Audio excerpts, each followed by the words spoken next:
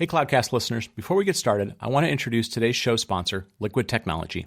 Is your company planning on migrating to the cloud, upgrading infrastructure, or relocating your IT hardware? Liquid Technology's Cloud Last is a suite of services that helps organizations move into the cloud. The Cloud Last team will de-rack, pack, and purchase your excess technology hardware. So why not increase your budget by getting money back for your excess IT equipment? In addition, Liquid Technology will ensure that your company's data is safe. They provide on- or off-site auditable data destruction services. So whether your operations are in Ashburn or Amsterdam or somewhere in between, Liquid Technology has expert knowledge in local regulations to deliver a compliant international solution to your company. Liquid Technology is an EPA-recognized dual-certified green recycler. So visit cloudlast.co/cloudcast today, sign up for the service, and you win a CloudLast t-shirt. And one lucky winner will receive a $100 Amazon gift card. That's cloudlast.co/cloudcast. And now, on to the show. Cloudcast Media presents from the massive studios in Raleigh, North Carolina. This is the Cloudcast with Aaron Delp and Brian Gracely, bringing you the best of cloud computing from around the world. Good morning, good evening, wherever you are. Welcome back to the Cloudcast. We are coming to you live from the massive Cloudcast studios here in Raleigh, North Carolina. You know, folks, it's been a good week. It's been a busy week in the cloud. And with that, we're going to get to our cloud news of the week. You know, we're going to start off.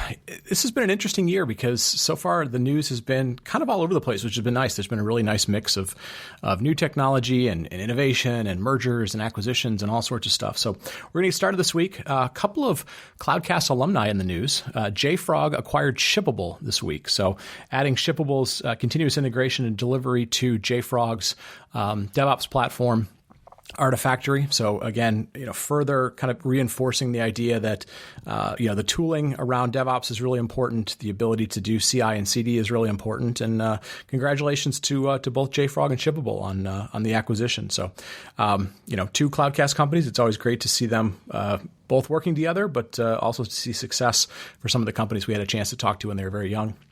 The second thing we had on our list, and this is an area that I know a lot of people are interested in, we've talked about a little bit, Amazon launched their third Alexa accelerator for what they're calling conversational startups. So this is Amazon working directly with Y Combinator, doing kind of similar to what we did with the things over at MetLife as a startup accelerator. So this is all focused on Alexa conversations, Alexa applications, and so this is the third one that's been started. So lets you know that there is a growing market out there for Alexa sort of voice first, speech first applications, and speech becoming sort of a new first class citizen in terms of a user interface.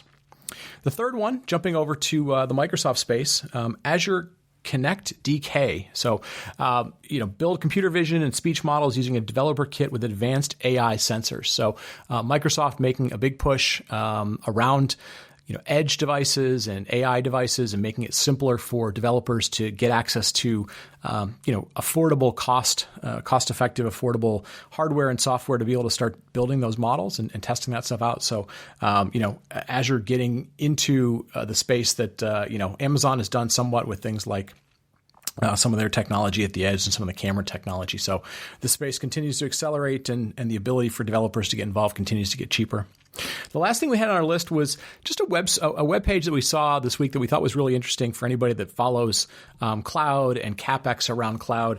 It was an article called Cloud Table Stakes 2018 edition. It's from a gentleman named Charles Fitzgerald who writes over at Platformnomics, somebody who's been covering and really looking at and consulting around the web space for a long time, the cloud space for a long time, but really looks at the buying patterns, the spending patterns, and especially the CapEx patterns of Amazon, Azure, Amazon, Microsoft, and Google, not just for the cloud stuff, but really kind of starting to break apart, how much of that might be cloud specific versus advertising versus other services that they run. But it really kind of puts a very fine point on, the amount of CapEx spend that is going on within the public cloud, for the companies that we think about as public cloud, but also, the really big web scale companies. And it gives you a sense of, what it's going to be like to compete. And then it may also give you a sense of, if you were trying to compete in this space, do you continue to do that? Or do you start to say, look, these are becoming the platforms of the future in terms of the infrastructure and the buildings and power and cooling.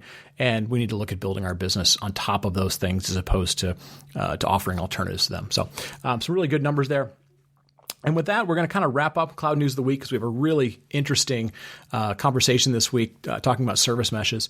So we're going to wrap up Cloud News of the Week. Want to thank Datadog for being the sponsor of Cloud News of the Week. Today's episode is sponsored by Datadog. Datadog, as everybody knows, is a monitoring platform for cloud scale infrastructure and applications. They provide dashboarding, alerting, application performance monitoring, and log management, all in one very tightly integrated platform so you can get end-to-end visibility very quickly.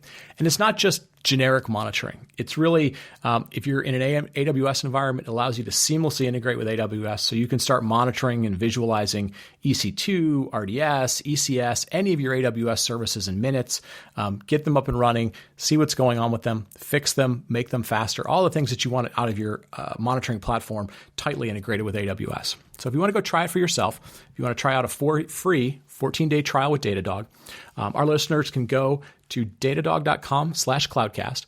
And not only are you going to get a free 14-day trial, but you're going to get an awesome free Datadog t-shirt. So once again, go to datadog.com/cloudcast, sign up for the free 14-day trial, get the awesome t-shirt, and start using Datadog to help monitor your environments, especially your AWS environments.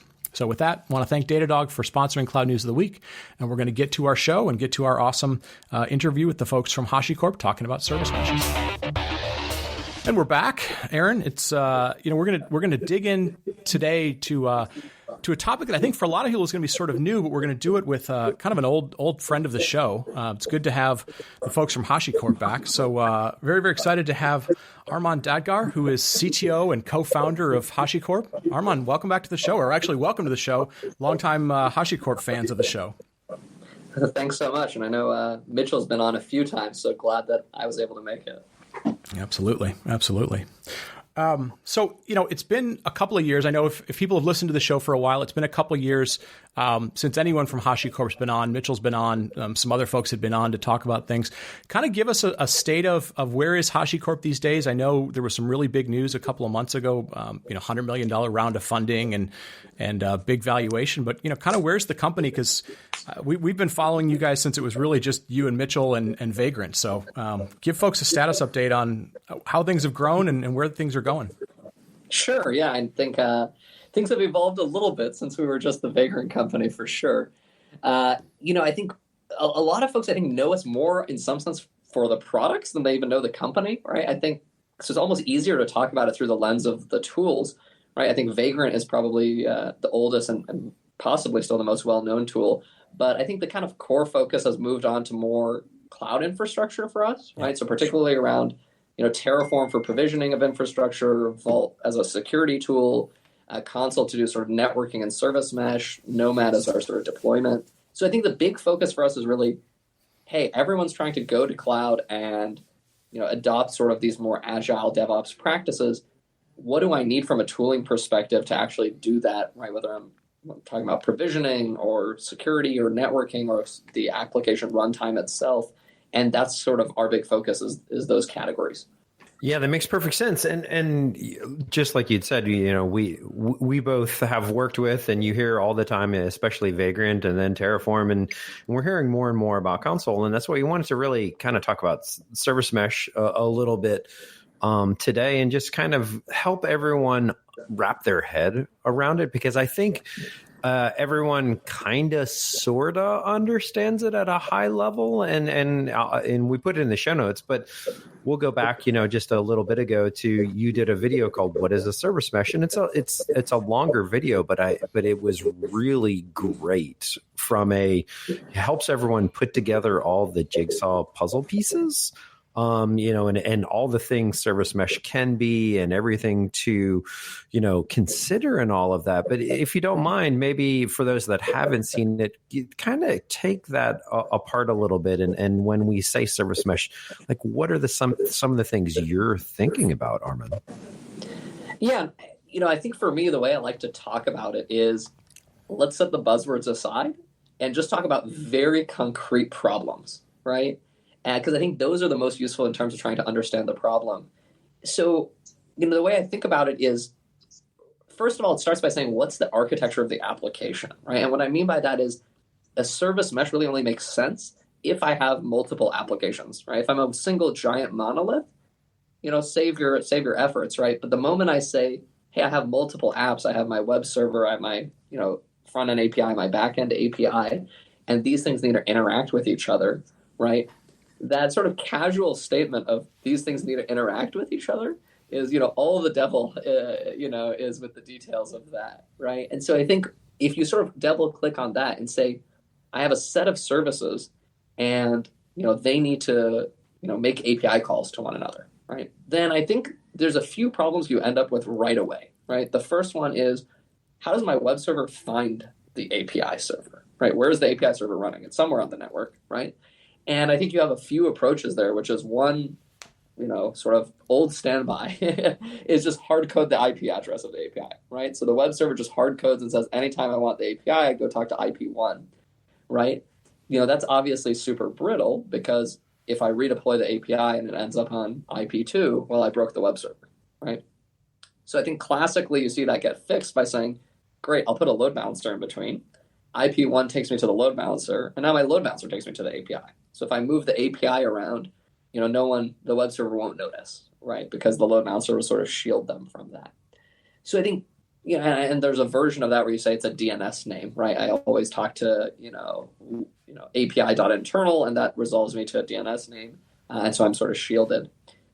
The challenge I think we tend to see, though, is all of those methods are either sort of fragile, if we're talking about sort of hard coding an IP, or they tend to require sort of manual operations, right? So I'm manually updating my load balancer, or I'm manually updating sort of these DNS records as the application changes.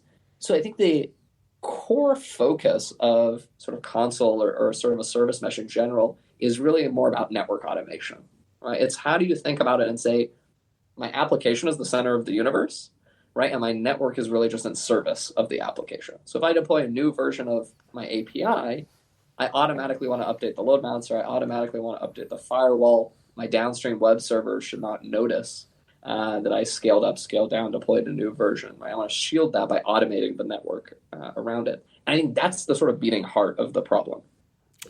Yeah, no, I think it's a good starting point, and I'll come back to the video that you did, and we'll have it in the show notes for folks. We definitely recommend people go take a look at it.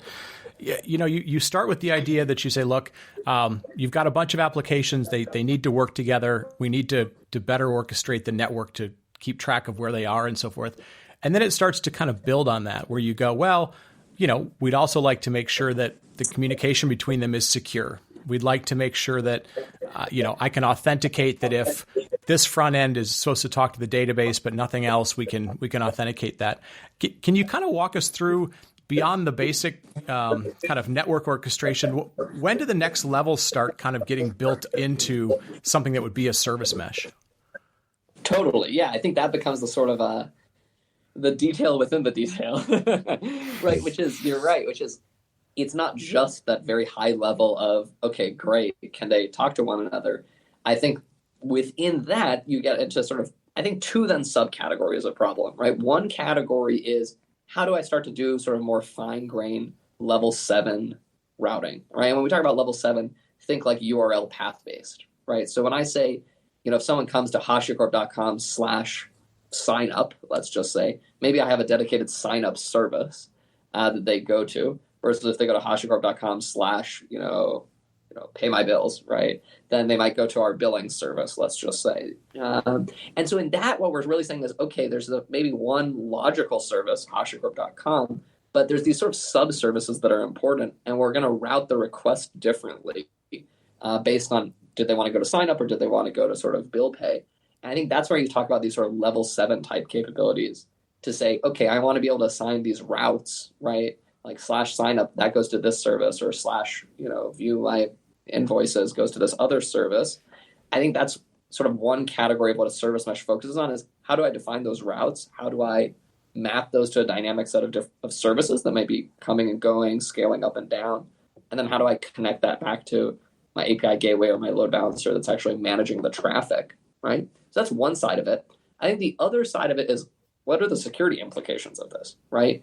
Maybe my front end web server is allowed to talk to the API service, but only the API service is allowed to talk to my billing server, right? My web server should not be able to randomly talk to the billing service and charge someone's credit card. So then the question becomes, well, how do you enforce that? How do you enforce who can actually talk to who, right? I think historically, the way we would have solved that was with firewalls, right? You would have deployed a firewall in front of the billing service, and then you'd say, okay, well, the IP of the API is allowed, but the IP of the web server is not allowed, right? And the problem with that is, in a cloud world or a containerized world, it's even worse. Those are dynamic, right? So if I'm using Kubernetes, I don't even know what the IP is going to be until it's already deployed. And then it might move around 5 minutes later, right? Or if I'm using an auto-scaling group in, Azure or AWS, right, the IP might change as I scale up and down these services. So if I'm managing a set of IP rules of who can do what, that gets super, super painful, right? So I think the other side of what a service mesh looks at is to say, how do I get that same access control without the firewall, right? And what we do is tie that back to the identity and really say the web server as an identity, as a logical thing, is not allowed to talk to the billing server. The API as a logical thing is allowed to talk to it, right? And when I say logical, what we're saying is it doesn't matter to me if they're 1, 10, or 50 of the API server. All 50 logically are the same API service and can talk to the billing service. And so I think that's the second side of a service mesh, is really looking at that and saying, can you solve that by baking in the identity of an application into certificates, right? TLS certificates, and then using that identity and the TLS handshake to basically say, yes or no, is the service allowed to talk to me? So the nice advantage is you end up with encrypting of all your traffic, right? Because you're using TLS everywhere. But you also shift away from managing sort of this IP as a unit of security to the sort of logical identity of your service, which is just way more sane. Yeah, and that makes perfect sense. And so Armon, help us out then with, okay, if once we understand what these are, the next stage, if you will, a lot of times is folks are out there just want to maybe kick the tires or start doing evaluations, and so as you're talking to people in the market, how do you consider evaluating, say, Console, and then there's Istio, and there's Envoy, and there's all these variations out there in the market today. So how do you then start to make sense of all of that? Yeah, I think in some sense it's, I think the first thing that might just be helpful is I'll spend 2 seconds, I think, clarifying. I think it's important to make the distinction between the control plane and the data plane, right? And what I mean by that is the responsibility of the control plane is to give us sort of a centralized API that we can talk to register services and manage the policy of, what apps can talk to what other apps. And then to use that central information to configure the data plane, right? So the data plane then is responsible for running everywhere. And, it's called the data plane because it's the thing actually copying the bits around, right? It sees the data itself.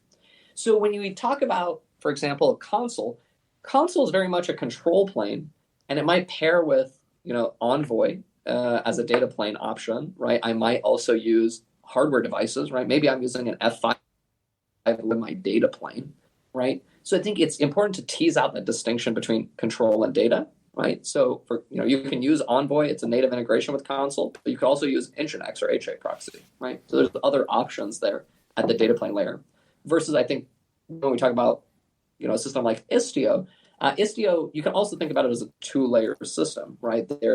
It also uses Envoy as its data plane, but it's really a control plane at its heart. So I think that's one clarification, just for people to have a mental model of control versus data plane.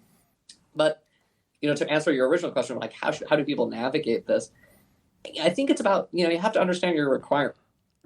Like Istio, it's born out of the Kubernetes universe. That's really their focus area.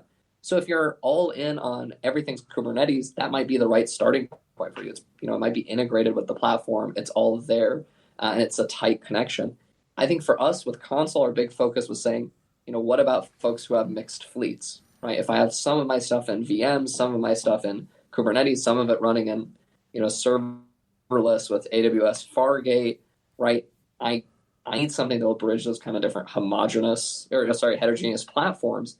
And so that's been our focus. So I think part of it is just understanding what's your estate look like. If I'm just starting out, I'm all on GKE choice. It's built in, try it out, kick the tires, right? If you say I have this mixed mode, right, of these different things and they need to interoperate together, then Console might be a more logical start point. Yeah, no, that's helpful. And I think, Yeah, for anybody who's done architecture design, thinking control plane versus data plane, starts to become sort of common topics that you think about all the time. As you're sort of walking through this, it's dawning on me. You're talking about, you used to put. You'd have somebody managing DNS, and then you had to think about, where would I put a load balancer, and then you think about, where would a firewall go, and I'm starting to wonder, like, who in your experience is kind of the buyer or the decision maker, in a service mesh? Because to some extent, it feels very, network and security and ops centric, but at the same time, like, it has a big impact on how applications work. So, like, how have you seen that evolve, or who's making decisions versus influencing around these kind of technologies? Yeah, it's a super good question, and I feel like almost the same set of issues we grappled with containers, which is, I think there's four key constituents, right, within IT, right? You have your developers, your ops folks, security, and your networking teams. And in some sense, everything that we talk about within IT is usually sort of inescapably touches all four of them, right? So when we talk about sort of a service mesh typology, at that intersection for a few different reasons, right? Which is, one, you probably have your ops team who's deploying the service mesh and integrating applications with it. Two, in most large organizations, you're going to have a separation of responsibility so that the security team is responsible for who's allowed to talk to who, right? If you're a public company, you must have a separation of concerns legally, right? So your security team is probably doing that independently. Then you have your networking team who has to figure out, how does this, integrate with, maybe my hardware devices like load balancers and firewalls, but also what's the impact to just my core network, right? Or network design. And then from a developer standpoint, if I'm saying I'm launching my new, sign up service, I want to make sure /signup routes to that. So there's a developer concern as well. So you're totally right. It touches all of these people. And I think the shift that we're trying to kind of go through, right, is if you look at, how did this work in the world of operations, before we started talking about infrastructure as code and containers, was you had these vertical silos, right? And you'd file a ticket against each of them to get something done, right? I'd file a ticket against the VM team, they give me a VM. Then I file a ticket to deploy my app, then it's on the thing. Then I file a ticket against firewall team, they open up a port to it. And I think what we've seen shift is saying, the right answer is you have a platform that has a series of APIs, and you use that to bring the concerns of all the different people, but they plug it in sort of programmatically as opposed to filing tickets, right? So I think, making that concrete with a system like, let's just talk about console.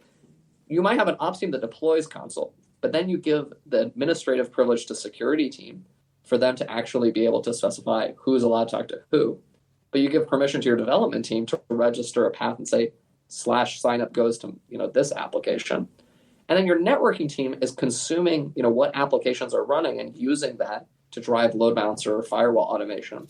So you're sort of shifting from saying, I'm going to use filing of tickets to coordinate between these different teams to, no, there's a set of APIs that are brokering access between. Yeah, that's a fantastic explanation. Thank you, Armon.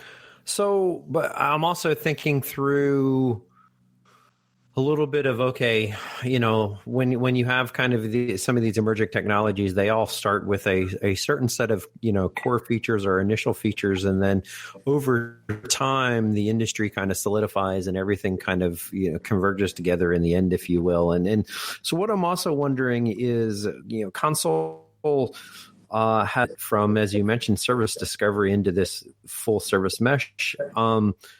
And because of that, it's, you've got authentication issues, you've got security issues that you've talked about, when some of the others that are out there might be maybe a little bit more routing centric. And so are there kind of, I would say, what are the emerging customer use cases that you're seeing initially where console is a really good fit? And then kind of a follow on is are we, if you kind of put your crystal ball, look into your crystal ball for a second, are we going to see some level of convergence on these features and these specializations longer term? Yeah, I think both really good questions. I think you nailed it, which is, I think the sort of angle that we came at this from, because console we launched in 2014, so sort of predated all these conversations around service mesh, really was that focus on, hey, if I'm going to go DevOps and have these different teams deploying apps at different rates, they have to bind together somehow, right? Like at runtime in production, they have to talk to each other. And so service discovery became the sort of the key initial focus for us. I think, as use cases are maturing and we're seeing people get increasingly sophisticated, the layering on is, step 2 is, great. We used to say security is an exercise left to reader, solve that in the network with firewalls. I think that became the next piece that we said, we're going to bite that off and say Consul will give you a solution to doing sort of identity and TLS-based security, right? I think the next level where we're sort of starting getting pushed on by sort of the bleeding edge of users is that type of level 7 fine-grained routing. So I think the angle that we came at it from was very much discovery first, then security, sort of routing as kind of the final piece. I think some of these other groups, to your point, started at other points, but I think they will all converge to, really what we're looking at is what's the core set of functions that we used to solve in our network with hardware? And really all of that's flipping over to saying those core set of functions still need to be solved, but we want to do it with software, right? And so it's routing, it's load balancing, it's security, it's WAF, right? Sort of web firewall type stuff. So I think those are going to be the kind of core concerns that you're going to converge on because, we've been running networks for 30 years and, we kind of know what are the core network shaped problems. Yeah, no, that's very helpful. Let me ask you one last question because we've been talking a lot about kind of conceptually what do service meshes do, how they evolved. Can you give us any examples of company? It doesn't have to be a specific company, but kind of some of the customers you've worked with where, they had some problem and either sort of service discovery or the evolution towards service mesh capabilities help them so people have a sense of like, oh, okay, I might have a problem like that. This is where it would start to make sense. Yeah, totally. So I can talk concretely about UBS Bank is a big customer of ours. They spoke publicly at our conference, so this is why I can sort of share some of their detail there. And so I think they're a great example of what you see, which is, they invested a lot in sort of the CI/CD type process of we want to be able to deliver these hundreds of microservices independently and have developer agility. Their problem was great. We could deploy super quickly, but then we file a ticket and we wait 6 weeks on average before the first byte of traffic hits our service, right? And so you have this sort of challenge of, great, we've invested all this money in automation, but until you do it end to end, right? Until you go all the way from the app is deployed to the app actually is secured to the app gets traffic, it doesn't matter. You're as slow as the weakest link in the chain, right? So that was an area where they brought in Consul, right? And they sort of described their crawl, walk, run journey of just using it first for visibility, then using it for service discovery, then using it for driving of API gateway and load balancer automation. And for them, what they were ultimately able to do was bring that time down to like 5 seconds, right? Because the service came up, it got auto-registered in Consul. That drove all the downstream automation for all the network appliances in the middle. And so it went from app deployed to app getting traffic in 5 seconds down from 6 weeks. So I think, that is a super, super concrete ROI, which is like, yeah, you're hundreds of different teams. Now they're not just twiddling their thumbs waiting for, networks to get updated, right? And so I think, what's the shape of their environment that means that that's valuable? It's you have to have multiple independent development teams, right? If you only have, one team, one service, you probably don't have a lot of these network shape problems, right? And the more teams and more services you have, the more exacerbated this problem probably is. But then 2, are you operating in an environment that is sort of mixed where you have these manual processes? I think if you're, some of these companies that are, more born in the cloud, super cloud native, where everything, they're just, Terraform, the moment it deploys an app, auto updates, the Amazon ELB, and it's all tied into their infrastructure code. Maybe this problem just seems foreign to them. They're like, I don't even have that problem because it's so automated already. But I think a lot of people are in that transition phase where, maybe they've automated their app deploy, but their network is not, right? And this fills that gap. For the people who are even still pure cloud native, I think their benefit is more sort of security oriented, right? Which is how do you actually secure those environments in a dynamic way? Because I think oftentimes what we see there is giant flat networks, right? Any app can talk to any app. It's a relatively sort of free-for-all within the data center. And I think there the benefit is, okay, how do you move away from that towards a sort of a zero trust model of every app explicitly is authorized to talk to their upstream rather than the sort of free-for-all? No, makes a lot of sense. Aaron, I know going into this conversation, I was like, I hope I learn a little bit. I think Armon's done a really good job of kind of laying out both the basics, but also kind of the really important architecture stuff to think about. Agreed. And yeah, just as a reminder to everyone, we covered certainly a good bit of what was covered in the video, but go take a look at the service mesh video that Armon did as well. I think today is a fantastic learning resource for those out there. Yeah. So Armon, thank you so much for the time today and definitely all the explanation. I know, this is a technology that's getting a lot of buzz, but more importantly, it's going to potentially impact a lot of different groups within data centers, within clouds, within organizations. So thank you so much for the time today. Really appreciate it. Oh, appreciate it. Thanks, Brian. Thanks, Aaron, for having me. Listen, folks, all right. With that, we're gonna wrap it up. Thank you to Armon and for myself and Aaron.